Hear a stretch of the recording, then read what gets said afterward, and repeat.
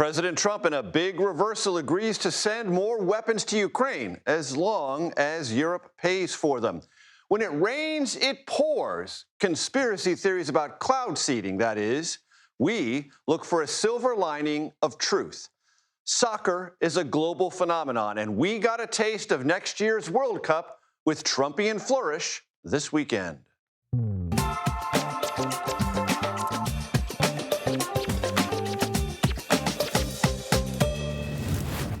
Hello, everyone. I'm Major Garrett in Washington. Welcome to the Takeout. Certainty for all presidents eventually yields to reality. Presidents campaign certain they can do things their way. That certitude is essential to the confidence that makes for a solid president. That certainty can be based on experience, analysis, hunches, or gumption. All important characteristics for presidents to call upon. But sometimes that certainty is less rooted, more fanciful, close to wishful thinking. Which brings us to President Trump, Russia's Vladimir Putin, and the war in Ukraine.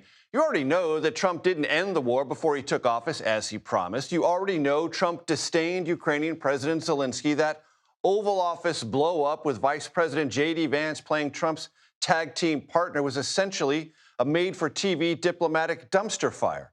But what has been percolating beneath the surface and came into full public view only today was Trump yielding to reality, the reality that Putin is unserious about peace and deadly serious about war. For the first time, Trump is greenlighting new weapons shipments to Ukraine through the coffers of the European nations and delivered via NATO. That's the process side. The policy side, the much more important side, is Trump is now declaring Ukraine a courageous place that deserves protecting, something Europeans and the Biden administration said from the start of this war, but that Trump, until just now, brushed aside. There was even today a whiff of a threat of economic war between the U.S. and Russia, the kind of war that stalwart U.S. allies have been contending with for months. For more on this sea change, we turn to Nancy Cordes at the White House. Now, Nancy, you and I know there are all these fussy TV rules. Don't play sound from one day and another. I'm going to do that anyway. I'm going to break all the conventions, sound from our president today, and sound from his ally in the Senate, Lindsey Graham, from Face the Nation yesterday. Let's listen to those both, and I'll get your reaction. It wasn't my war, it was Biden's war. It's not my war. I'm trying to get you out of it. And we want to see it end.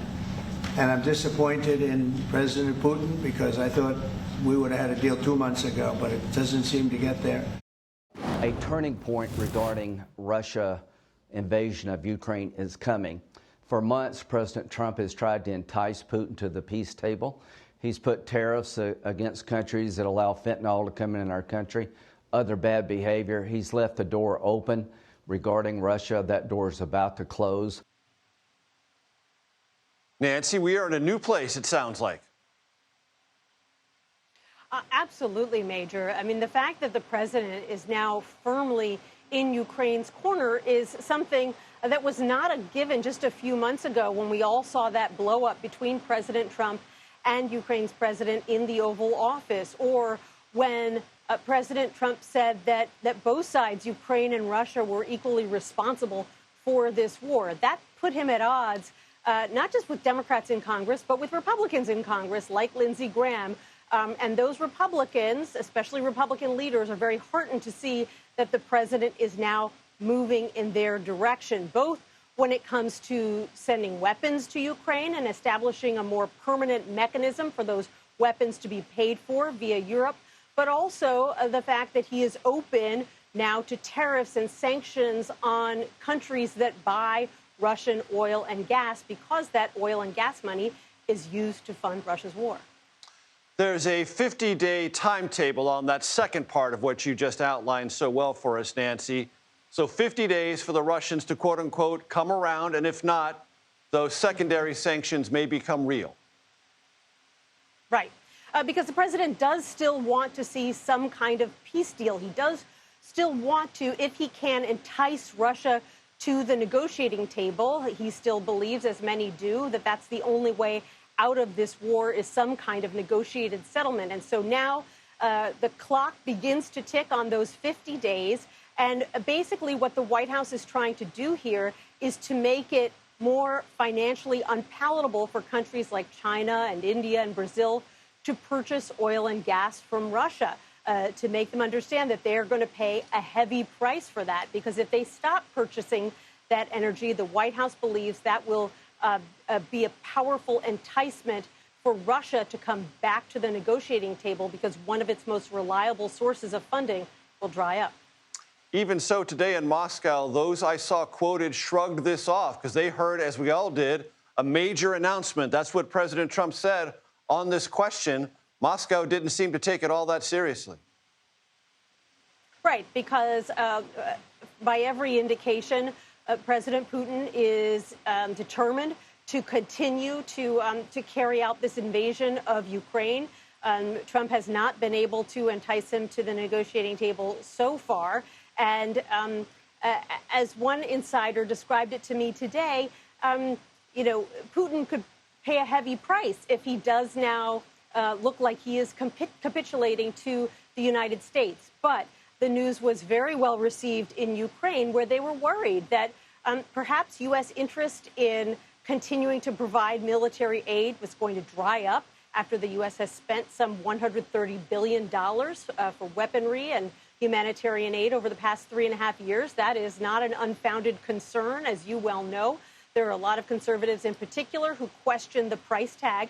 And what this arrangement means is that European countries that have a vested interest in protecting Ukraine, they're much closer to that Russian border, they will now be the ones paying for U.S. weaponry to get into Ukraine. Nancy Cordes, thank you so very much. Always a pleasure. Appreciate it, from the North Lawn. Earlier today, I spoke to former U.S. Ambassador to Russia, John Sullivan. Here's that conversation. President Trump said today there will be secondary sanctions, biting economic secondary sanctions against Russia in 50 days if something isn't resolved. How does that strike you? That strikes me as a fairly leisurely schedule, given that the reason that the president is so concerned is that there's a brutal war ongoing with innocent people being killed every day. The better news, I think, today is the United States supplying weapons to Ukraine, paid for by European countries. That's the good part. The 50-day delay, it just strikes me as more of what the President Trump himself said a few months ago. Is this Putin tapping me along? He's tapping himself along now. 50 days, why? What does it mean to you, and what should it mean to the Ukrainians fighting the Russians, that the president has switched on this whole question of U.S. armaments flowing to the battlefield? Yeah, I mean, it's a good and hopeful sign for the Ukrainians who could use it. It's a pretty grim time in Ukraine now after 3.5 years of, at this point, the statistics are, there are 15 million people at this point, killed, wounded, internally displaced, international refugees. The country's just been brutalized by the Russians. So the Ukrainians could use some good news. There just has to be follow-up by the United States continuing to support Ukraine, and most importantly, keep the pressure on Russia and oppose Russian aggression. When you hear the president, as he did in a cabinet meeting last week, saying what he gets from Vladimir Putin is, and I will use the terminology briefly, I will shorten it, give it initials as opposed to the full-throated way the president said it in the cabinet room, BS from Putin. Do you really think that President Trump has come to a new conclusion about who Vladimir Putin is and how Vladimir Putin goes about his business? I don't know. The way I'd characterize it is I think the president has finally realized that he is not going to get anything that he can take to the American people and say, I solved this problem in Ukraine. The war is going to continue on Putin's terms, and Putin is not going to compromise. So I think the president may... In other words, he misread it with all the campaign rhetoric on end it before he takes office the second term. Yeah, I think he thought that he, given his relationship with Putin, could have made a difference. It didn't make a difference to Putin. That would, for people who have served in Moscow, dealt with the Russians a lot, dealt with Putin, it's not a surprise. But for the President of the United States to put his credibility on the line and say, I'm going to end this war, and have Putin basically tell him politely, indirectly, go jump in a lake, that's a big deal. There is a secondary war going on here between the secret services, if you will, or the intelligence services, Russian and Ukraine. Two high-profile killings of Russians and Ukrainians within the last week. Yeah. What does that mean? Boy, it's not something new. This has been going on for a long time. It will continue to go on. Even if the point I've made in the past is, even if major combat operations and if there's a ceasefire, I think Ukrainians and Russians are going to be whacking each other, these types of assassinations, into the future. The parallel I'll draw would be with my grandparents from Ireland. If you think about Ulster and Catholics and Protestants, the IRA has stopped after 9/11 major terrorist attacks. But there's still people getting bumped off, and there are still walls up with barbed wire in Ulster. It's going to be that way in Ukraine, and it's the way Russians fight, and Ukrainians ultimately trace their lineage, their security services back to the KGB, the Red Army, et cetera. So the Russians picked on a smaller clone of themselves. You know the Russian psyche pretty well. You know the economy pretty well. You know the politics, dictatorial as it currently is in Russia. Can the Russians go on and on and on and on? Indefinitely? Ukraine? No.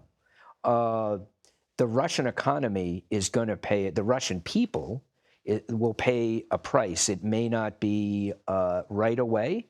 It's taken 3.5 years. The Russian economy is under severe stress. A huge portion of the Russian government's budget is dedicated to the military and the security services pursuing this war in Ukraine. It can't go on indefinitely. Think about the United States experience in Vietnam under President Johnson, right? Guns and butter.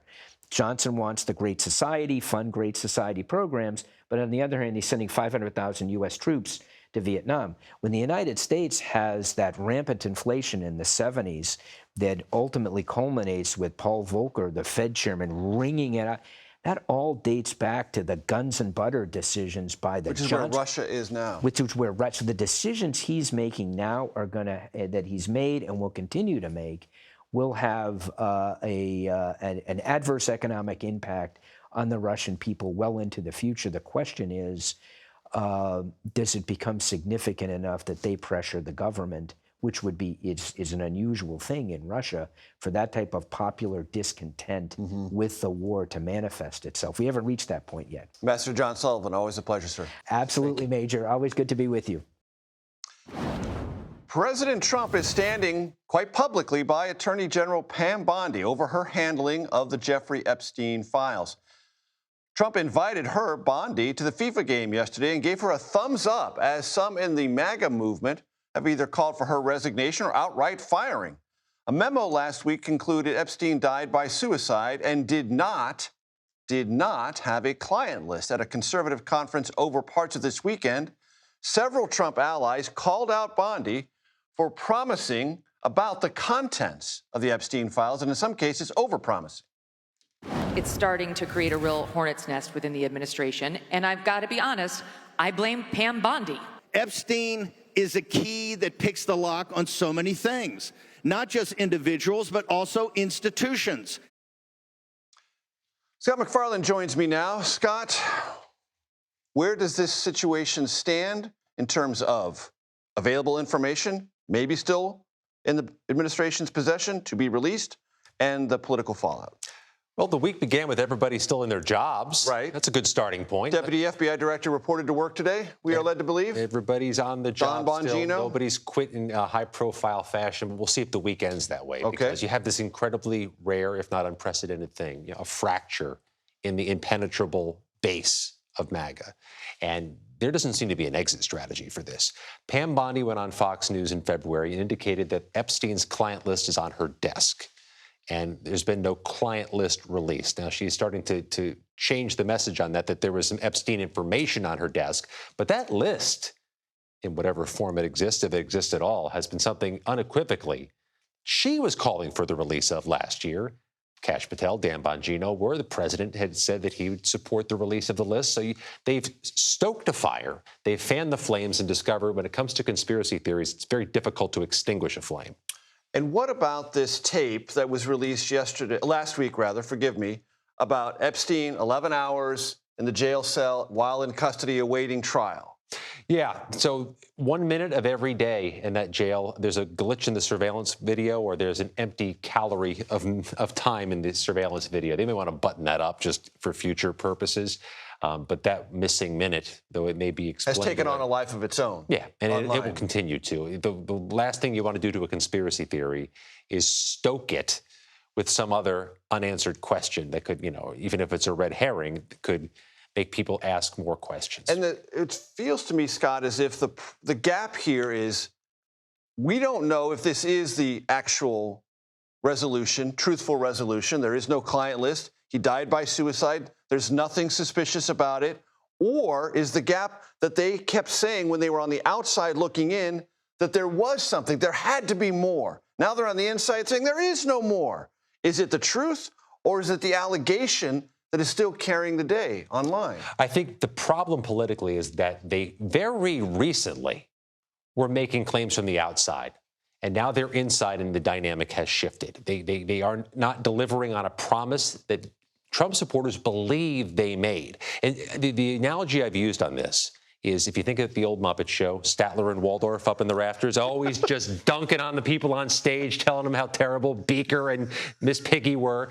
When you're on stage, it's a much different dynamic than when you're in the rafters calling things out. And I think this new normal has created a problem for Ms. Bondi and Mr. Patel and Bongino to adjust to. And very quickly, when the White House had that event, some called it a stunt of handing off binders with Epstein information, that internally, with them on the inside, seemed to stoke expectations as well. And it disappointed. It disappointed because the binders apparently included aggregated information that was already public. So there's right now a divide, a delta between what some Trump supporters want and what these Department of Justice leaders are delivering or can deliver. And I'm not sure how they bridge that divide in unison. And you raise the prospect, Major, of some internal dissension between those three and somebody being on the outside looking in. Scott MacFarlane, always a pleasure, sir. Thank you. Still to come, think you've heard or read everything about the mind-bending 2024 election? Think again. The authors of 2024, How Trump Retook the White House and the Democrats Lost America join me. The artificial intelligence race pits the United States against China in an all-out battle for hardware and energy. Chipmaker Nvidia, recently valued at more than $4 trillion, is at the heart of this struggle. We explore. Cloud seeding is real. Conspiracy theories about its role in natural disasters, false. The recent Texas floods, just the latest example. We filter the watery nonsense and get to the science. All that coming up on The Takeout.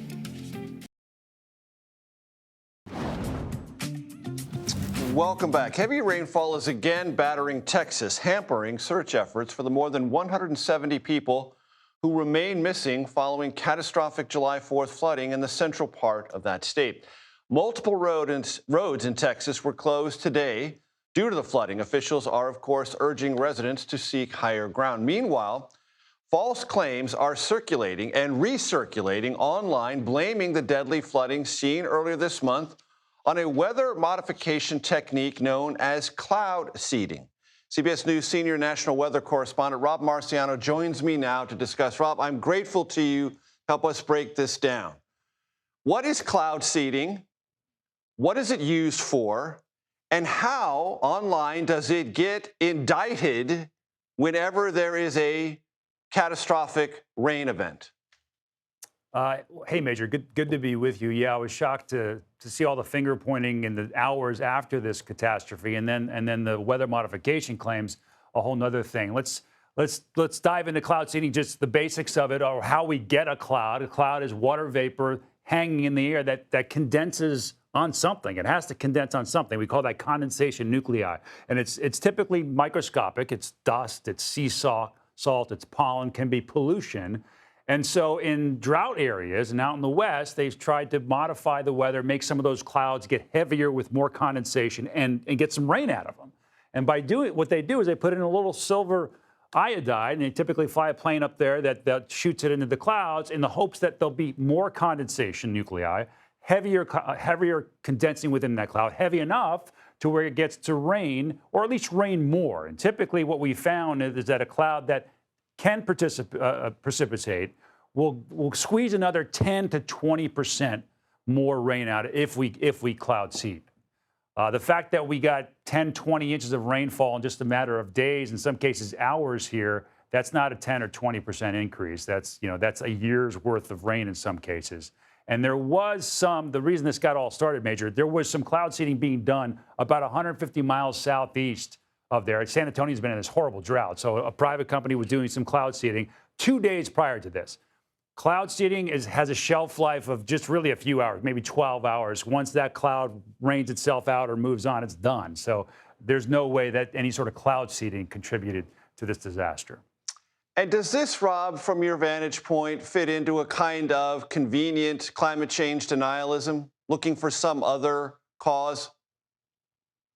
I suppose so, but maybe it's just a reason to put on a tinfoil hat again. We're all looking for answers, and I think in this particular case, too, it was just a horrific tragedy. It still is. There's still people missing. There's going to be probably 300 fatalities at the end of the day here, and so many kids. So the nation as a whole is mourning here, and whenever something happens to your family or something close to you, like a death, you want answers, and people are grappling for answers other than, well, we had this freak event where two old tropical systems kind of converged on Texas and they stood over the same place and rained itself out. I guess that explanation is not good enough for everybody, and that's where we get people jumping in to point fingers like this. Rob, there are moves at the federal level by Marjorie Taylor Greene, Republican congresswoman from Georgia, and at the state level in some cases to ban this weather modification technique. Would that be a bad idea to actually criminalize it? I don't know if we should criminalize. There's regulations state by state. NOAA requires that you tell them 10 days ahead of time if you're going to do this. It's all privatized. But again, every state has its own set of regulations. And in this case, it's probably best to keep it up to the states and not make it a criminal act. It's a lot of it wouldn't be good, but we do need some of it, certainly in drought areas. And we still need to experiment with more of it to kind of see where this could take us in the future. But weather modification as a whole, if you do it globally, that I think that's impossible and probably not a great thing. But in areas that maybe need a little extra rain, we need to look into continuing to do that at small scales. With the atmospheric science and all the facts behind it, Rob Marciano, I'm appreciative to you, sir. Thank you so much. Good to be there. European leaders desperate to avoid a trade war with the U.S. try to navigate President Trump's latest tariff threat. Our Kelly O'Grady, I turn to her frequently to break it all down. Next here on The Takeout.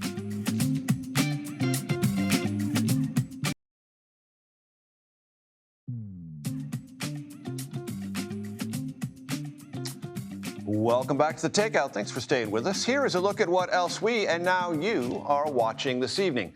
The Supreme Court has given the Trump administration the go-ahead to start widespread Education Department layoffs. The move had been blocked earlier by a federal judge. The administration has been seeking to dismantle the department without approval from Congress. The department plans to lay off nearly 1,400 employees.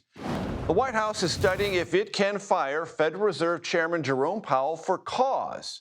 That cause being cost overruns and renovations of the Fed's Washington, D.C. headquarters. Top White House economic advisor Kevin Hassett says it is an option, even though firing Powell would threaten the Fed's independence. The renovation project is hundreds of millions of dollars over budget, but taxpayers are not on the hook for that cost. The Fed is self-funded through interest it earns on securities. The president recently said he does not intend to fire Powell. Elmo's world just got a lot darker. Hackers took over the Sesame Street character's account on X, using it to post racist, anti-Semitic messages. One was an expletive-laced screed about President Trump and the fight among some Trump allies over the Justice Department's handling of the Epstein files. After losing the New York Democratic mayoral primary in part because he came off as too establishment and too cliched, Andrew Cuomo dusted off Hillary Clinton's 2016 slogan to say he's staying in the general election. "I'm in it to win it," Cuomo announced in this social media post, one featuring things Cuomo did not do very much of in the primary, notably meeting New Yorkers face-to-face. Cuomo, in that social media post, apologized for his lackluster primary effort. He'll face top Democratic vote-getter socialist Zoran Mamdani and current mayor Eric Adams, running as an independent in the November general election. We are also tracking President Trump's threat of a 30% tariff on the European trading bloc. Money Watch correspondent Kelly O'Grady, I'm so glad you are here with me, Kelly, to break this down and give the audience a sense of how large this trading bloc is and what the ramifications for our economy could be if this goes to 30%. Well, altogether, I mean, the European Union is the biggest trading partner of the U.S. when you put together all of these nations. And just to give a number behind that, it accounts for 30% of all services and goods traded across the globe. And last year, it was roughly just under $2 trillion. So this is really massive. And I like to think about the impacts in terms of three different things: what it means for consumers, what it means for U.S. businesses, and what it means on that global scale of trading chessboard, if you will. On the consumers front, you think about the things that we get from the EU: pharmaceuticals, cars, wine and spirits, cheese, chemicals.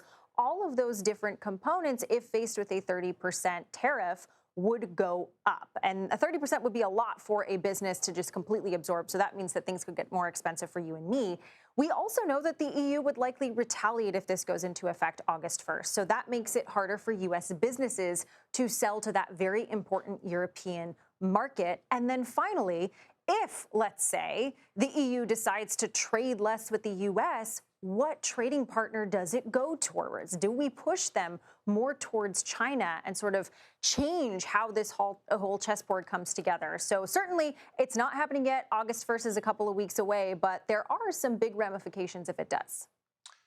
And August 1st being so close, this would be a highly complex trade deal to negotiate in 2 weeks. I know negotiators are burning up the phone lines, sending text messages, emails, all sorts of rapid-fire back-and-forth communication. It sounds like a lot. It does. And I mean, unlikely you'd get a fully negotiated deal, more of a framework. We do know, though, that the EU has pushed out that retaliation, which means that they are looking to negotiate. Kelly O'Grady, always a pleasure. Thanks so very much. The CEO of the $4 trillion artificial intelligence chip manufacturer Nvidia is heading to China this week. That's important because the United States has a ban on sales of the company's high-level chips to Chinese firms. Lawmakers on both sides of the aisle are asking CEO Jensen Huang not to meet with those companies while he is there. But Huang says China doesn't actually need Nvidia's chips. Stephen Witt joins me now. He's the author of the book, The Thinking Machine: Jensen Huang, Nvidia, and the world's most coveted microchip. Stephen, it's great to have you with us. Thanks so much. Why is it the most coveted microchip, and how did Nvidia become a $4 trillion global colossus? Anytime you make a request from ChatGPT or AI or any similar system, that request is taken to a gigantic building full of computing equipment called a data center. It's processed and sent back to you. That computing equipment is basically all made by Nvidia. So every request you make of AI is basically processed on an Nvidia microchip. And each of those microchips sells for about $30,000 with a huge profit margin. So meeting the consumer demand for things like ChatGPT, now the 5th most popular website in the world, and Meta and Twitter and all the industrial and business use for this stuff, has made Nvidia the world's most valuable company on the back of these microchips. So Jensen Huang was on with Fareed Zakaria on CNN over the weekend, talked about China, the Chinese military, fears in the U.S. that the Chinese military will start using, if it isn't already, Nvidia chips. Let's listen. We don't have to worry about that because the Chinese military, no different than the American military, will not seek each other's technology out to be built on top of it. They simply can't rely on it. It could be, of course, limited at any time. Not to mention, there's plenty of computing capacity in China already. For those of us who are not as well versed as you are, Stephen, translate that for me. What was Jensen talking about there? Basically, what he's saying is that the Chinese won't use an American manufactured microchip for a sensitive national security issue for the same reason that the US military would not use a Chinese manufactured microchip for a national security issue. They can't be trusted, right? They can be used to spy on one another's equipment. But Jensen's being a little bit disingenuous here. In fact, a lot of his equipment has made it into China via smuggling. They sold a bunch of chips to Malaysia, and in Singapore, a reselling smuggling ring was busted earlier this year. So this stuff, despite the sort of ban, is in fact making its way into China, and Chinese companies are training on Nvidia equipment. Probably not their military, though, specifically. Stephen, is the future of AI going to be determined by microchips or energy supplies? It's both, but the big limiting factor right now is how much power we can supply to these microchips. You know, Jensen can make billions of these things, and he can sell billions of these things, but they're very, very power hungry.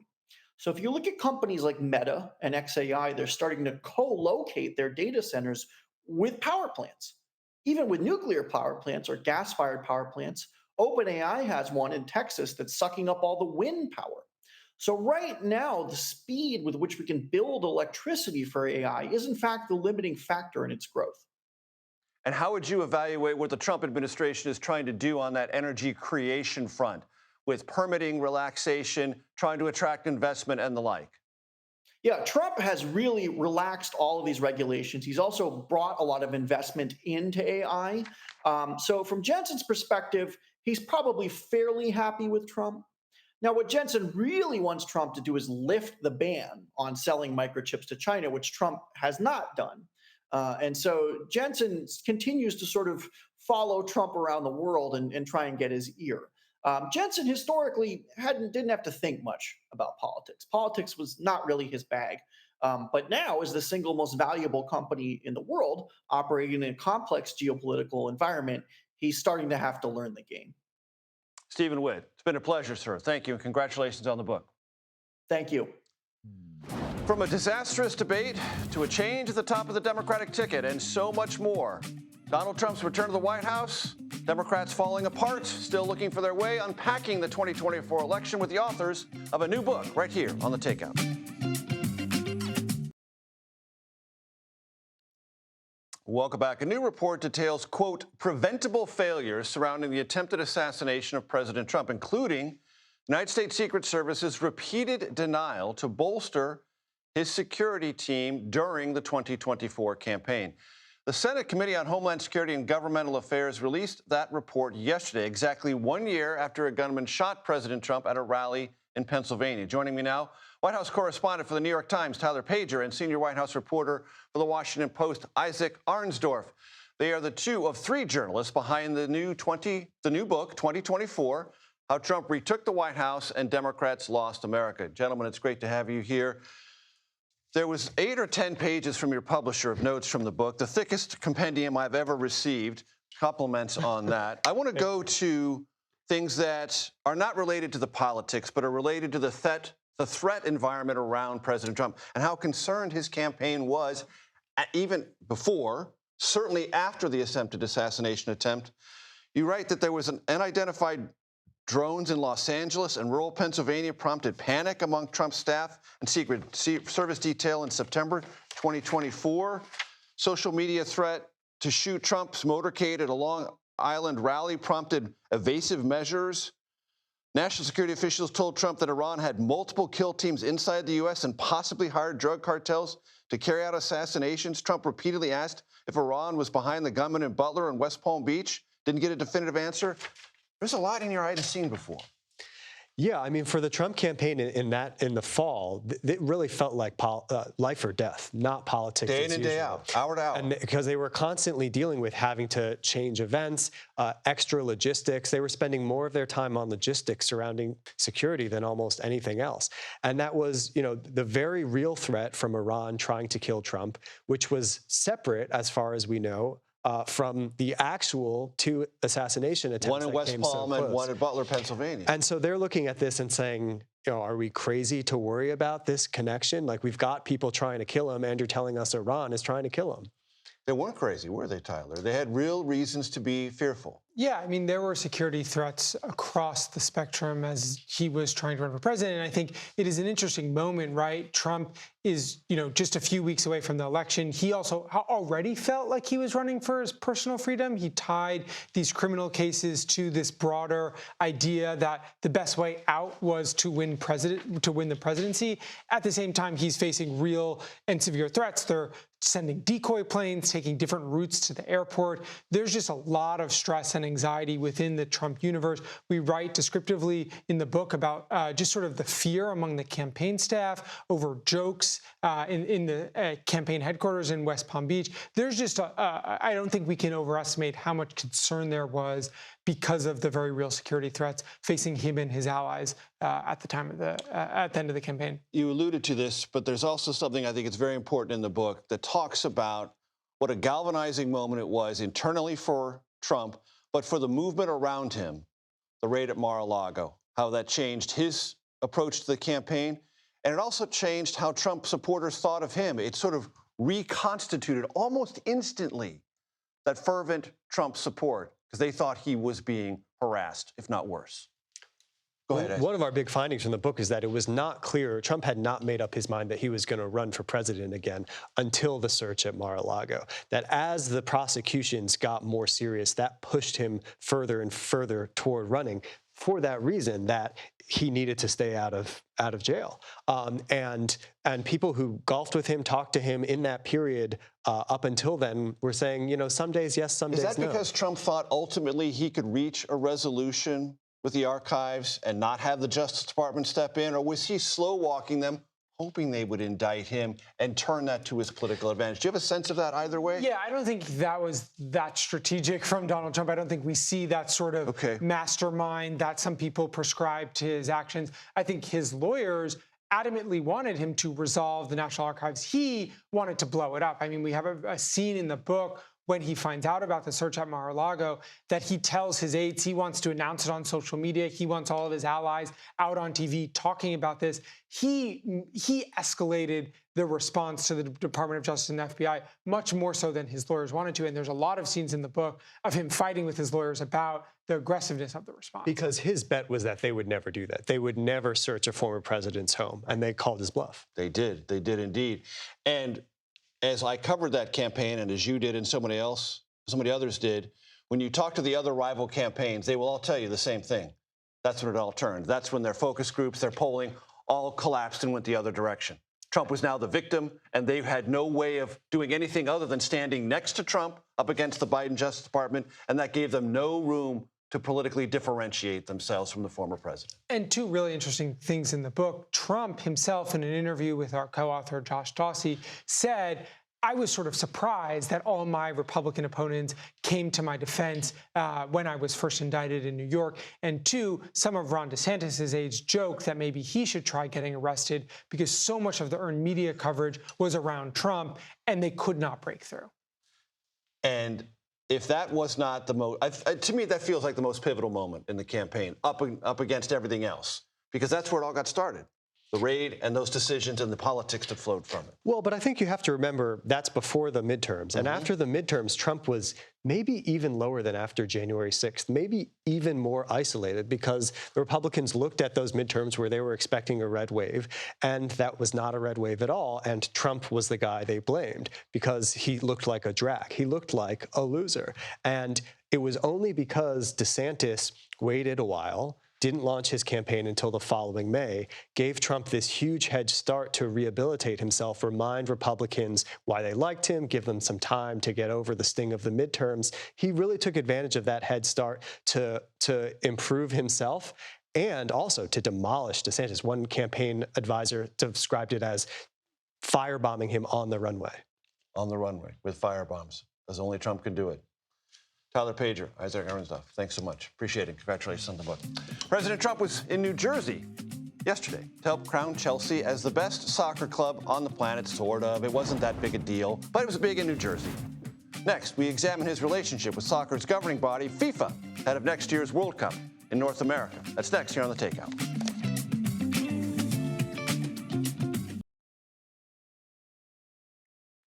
President Trump embraced the soccer spotlight, that's putting it mildly, over the weekend, helping crown Chelsea as FIFA Club World Cup champion. If you're not really sure what that means, neither am I, even I'm as a soccer fan. This comes as FIFA and President Trump are uniting ahead of the 2026 World Cup in the United States, Canada, and Mexico. Soccer's governing body even went so far as to open an office in Trump Tower. Kevin Baxter, who covers soccer for the estimable Los Angeles Times, joins me now. Kevin, great to have you with me. Thanks for joining us. So Trump's at the FIFA World Cup club thingamajig. It's kind of a low-level tournament, sort of World Cup adjacent, kind of a prelude to it. How did that all play out? And he tried to steal the stage there at the end, it seemed to me. Yeah, he did. I mean, this is really, it's kind of a made-up tournament, but I think we're going to see it come back around every 4 years. What it really was a dress rehearsal for the 2026 World Cup, which, as we know, is going to be shared by the U.S., Mexico, and Canada next summer. And so, FIFA used it to get some of the bugs out and other things. They did announce that they were going to open an office in New York City in Trump Tower ahead of next year's World Cup. I spoke to some FIFA representatives earlier today, and they promised me it's just a small representative office. Their headquarters will remain in Zurich, their U.S. headquarters for the World Cup. They've built a lot of infrastructure in Miami. They have multiple people there, maybe in close to 100 people there, if not more. That will remain the nerve center of the 2026 World Cup. The office in Trump Tower. We know that Trump is very transactional, and I think FIFA used this basically to engender goodwill. The final will be played at MetLife Stadium, which is not even in New York. It's in East Rutherford, New Jersey, but it's in that metro market. So there is some work that office will do there. But, I mean, they're going to play more World Cup games in Arlington, Texas than they will in metro New York. So the office really is, I think, sort of a gesture of goodwill toward the Trump administration, Donald Trump himself. Kevin, as you know, FIFA has a kind of casual historical attitude about things that most people view as corrupt. That's why you and I keep an eye on such matters as where it might have a casual office like Trump Tower. Well, it's very interesting. If you look back at the last few World Cups, 2018 was in Putin's Russia. Then we went to Qatar in 2022. A lot of questions about human rights and worker safety and worker abuse there. And then the World Cup, we have one after the U.S., and then it's going back to the Middle East, to Saudi Arabia. The financial impact of the World Cup and what FIFA asks host countries to do has become so onerous and so expensive. We had some cities in the U.S., Chicago for one, and then Edmonton in Canada, that decided they didn't want to be part of the World Cup because of some of the financial restrictions that FIFA put on them as far as what they can do for fundraising and what they have to provide FIFA. And I think in talking to some executives of former World Cups, they actually anticipate more World Cups will go to authoritarian regimes where they don't have to face the taxpayers and say, why did you spend X billion dollars on this soccer tournament when, we can't afford to fund our schools? Kevin, very quickly, I got about 30 seconds. Do you think immigration is going to be a problem for next year's World Cup? Oh, absolutely. There's already 12 countries on the banned list that President Trump issued. Countries like Iran, which has already qualified, Haiti, which probably will qualify or could qualify. There's 7 other countries where travel has been restricted, including Cuba and Venezuela, 2 other teams that could be the World Cup. We don't even know if their players and their coaches are going to get in the country, much less their fans. I think this is something to pay attention to over the next year. And we will. Kevin Baxter, it's been a pleasure. We'll have you back on because the World Cup's coming and it's going to be an event economically, politically, culturally, and athletically. That's it for the Takeout today. Stick around. The Daily Report coming up next right here on CBS News 24/7.